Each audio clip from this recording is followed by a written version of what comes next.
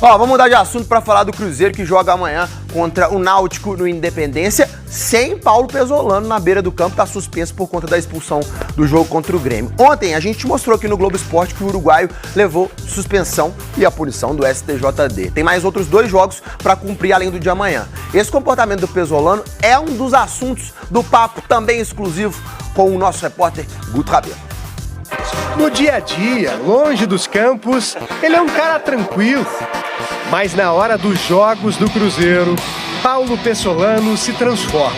Ser competitivo. Sou competitivo. Quando vamos jogar futebol, eu não sou igual esse que tá aqui falando. Eu vou querer ganhar.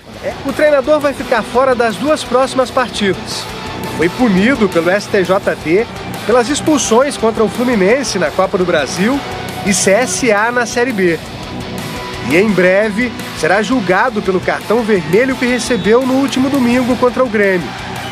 Promete usar uma gravação de áudios para se defender. Como técnico do Cruzeiro, Pesolano foi expulso 4 vezes. Ele contou que isso já acontecia antes de chegar ao futebol brasileiro. Fui expulso em todo lado, Eu fui expulso em todo lado, né? Fico tranquilo nisso. Mas talvez aqui no Brasil, por causa do grande número de jogos, aumenta a efervescência. É o autocontrole. O que eu peço aos jogadores é inteligência emocional, equilíbrio emocional dentro do jogo. É o que eu perdi por um momento e não pode acontecer isso. Além do comportamento à beira do campo, o treinador revelou qual tem sido a grande dificuldade que tem enfrentado no Brasil. A maior dificuldade é... O mais complicado é a logística, sem dúvida, né? Tem muito jogo longe, jogo a cada 3 dias, então fica muito apertado. Trabalhamos pouco no campo, os jogadores estão cansados, aí fica tudo muito nos vídeos. Por sorte, os jogadores estão acostumados a receber informações dessa maneira e tem funcionado bem. O Cruzeiro já usou mais de 50 atletas nessa temporada. Pesolano teve que remontar o time algumas vezes, sem perder rendimento e eficiência. O segredo? Quando você é claro, sincero, fala com o coração, os jogadores respondem. Se tem algum problema, resolvemos internamente. Eu gosto muito de falar individualmente com cada jogador. Quando não gosto de alguma coisa, falo logo com eles. Estou muito agradecido aos jogadores porque tudo que temos feito é graças a eles dentro de campo. Se o Cruzeiro estivesse hoje na Série A, você acha que ele brigaria por título? Você acha que ele brigaria por Libertadores, por Sul-Americana, contra o rebaixamento? Qual seria a realidade do Cruzeiro? Lutaríamos por não rebaixar, né? Lutaríamos para não rebaixar, sinceramente. Todos somos conscientes que na primeira divisão precisamos de jogadores de mais qualidades para somar ao grupo que temos. Seríamos uma equipe corajosa, ganharíamos muitos jogos, mas o objetivo seria esse. Um grande admirador de Paulo Pesolano é o patrão dele.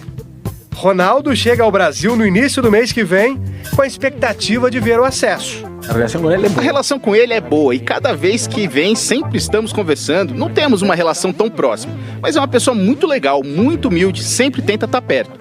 Deus queira que ele venha e consigamos o acesso o quanto antes possível. A boa temporada no Cruzeiro tem feito Pesolano receber elogios até dos maiores rivais. Muito respeito. Muito respeito, na verdade. Muitos torcedores do Atlético Mineiro ficam me pedindo foto, que gostam muito como joga o Cruzeiro. Às vezes tem algum grito na rua, galo ou algo parecido. E nervosismo do outro lado? E nervosismo do outro lado de ver o Cruzeiro subir, porque sabem que o Cruzeiro na primeira divisão é uma equipe muito grande, que vai voltar a ser muito forte. Vai ficar duro para eles voltar a competir com o Cruzeiro. Vai ficar duro para eles, sim? Voltar a competir com o Cruzeiro. Muito bem, vamos falar do Cruzeiro aqui no Super FC desta quinta-feira. Fred Teixeira já com a gente. Amanhã tem o Náutico, o Léo falou, na Arena Independência. E as boas novidades, Fred. Um abraço, boa tarde. Boa tarde, Pedro. Boa tarde, Léo. Boa tarde aos ouvintes. Realmente, o Cruzeiro vem agora, nos últimos dias, numa maré positiva.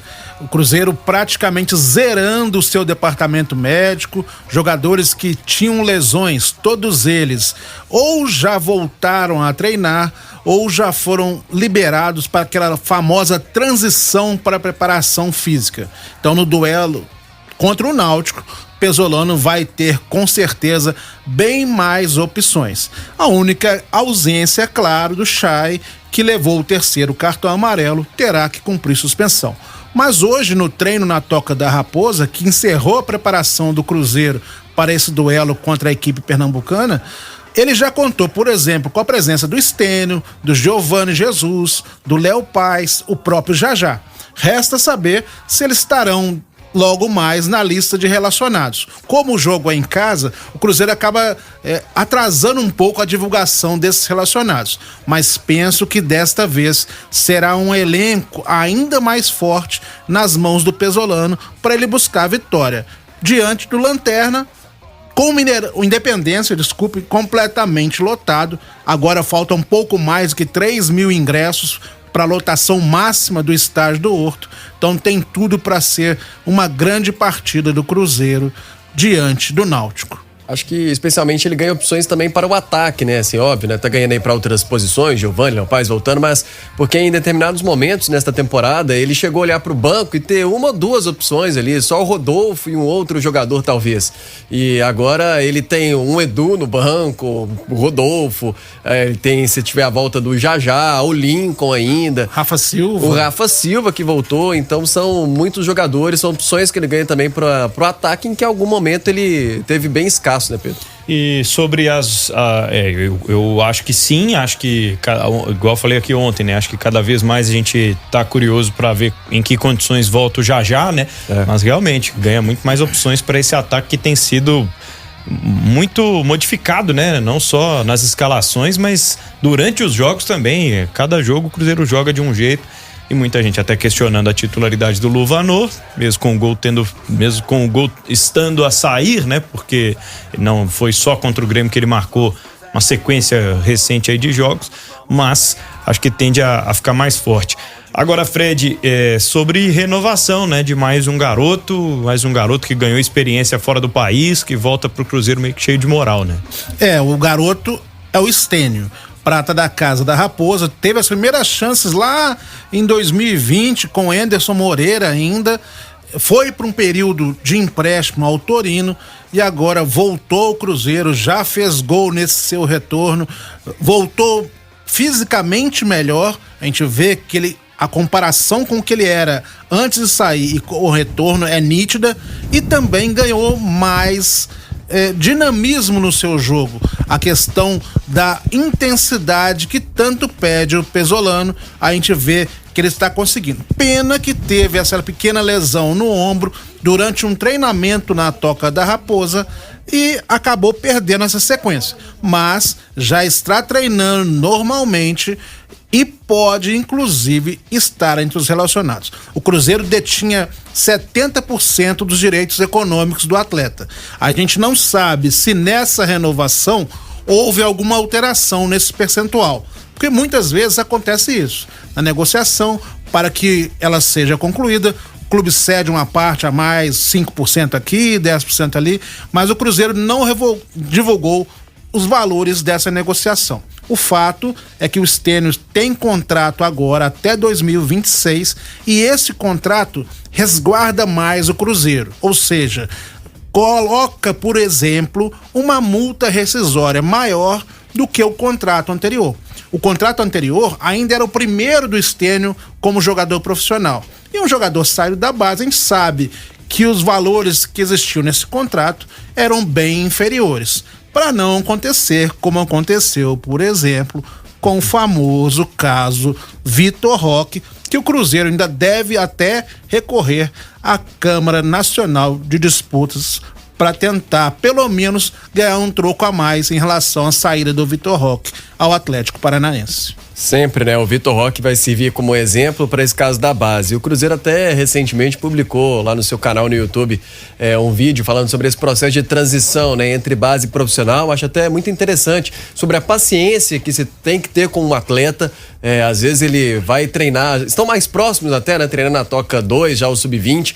Então já é uma transição um pouquinho mais natural. Não é simplesmente colocar o jogador sempre para resolver uma parada ou colocar o jogador com uma obrigação de, olha, você tem que mostrar serviço no profissional. Se mostrar agora é sua chance. Então, como se fosse uma única chance. Não, né? Pega leve. Às vezes o jogador vai, volta. Às vezes só vai ali fazer uma experiência, um treino e partir pro profissional. E o Stênio é uma prata da casa, tem que ser uma aposta. E essa SAF já deixou bem claro que desde o início, né? Que vai apostar muito na base, né? Com certeza. E dentro dessas apostas, desse entra, chega, joga, volta pro Sub-20, um deles é o Breno. Você falou que alguns jogos o Cruzeiro tinha conta do chá. Eu me lembro que contra o CSA, por exemplo, o Pesolano só relacionou 4 atacantes. Um deles era o Breno. O Estênio seria titular, mas chegou em cima da hora aquela notícia de que ele tinha que cumprir uma suspensão. O Breno entrou de última hora, foi titular naquele jogo, deu sua colaboração. Hoje voltou a treinar com o Sub-20, está disputando o Mineiro da categoria, mas nada impede que daqui a pouco ele tenha outras oportunidades. E isso é um processo. Você vai amadurecendo o jogador, vai dando minutos para ele em campo, junto com o time de cima, para quando chegar a oportunidade de fato, ele poder agarrar e conseguir entrar no time, não sofrer com essa transição do time sub-20 para o time principal. Penso que nesse aspecto o Cruzeiro faz bem esse papel. Agora, se a gente parar para pensar no pretenso time titular do Cruzeiro hoje, da base mesmo, quem vem jogando com frequência nessas últimas 5 partidas é o Daniel Júnior. Outro que viria jogando, se não tivesse contundido, seria o Giovani Jesus. Então, pensando nos últimos jogos, seria Giovani Jesus e Daniel Júnior, os da base que têm sido mais vezes, frequentemente, titulares nessa equipe do Cruzeiro.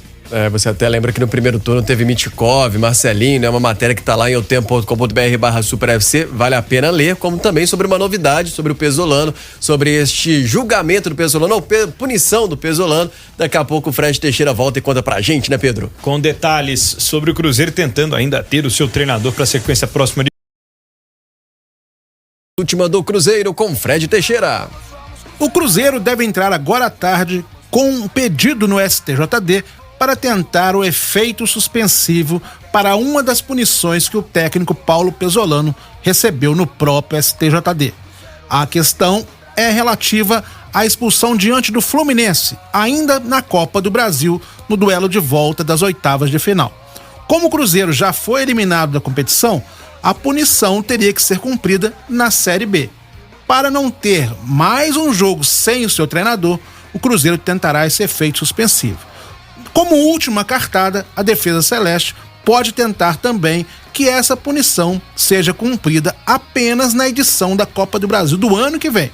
Mas aí é bem mais complicado. Vamos aguardar, por enquanto, Martim Varini, que será o comandante da Raposa diante do Náutico no Independência.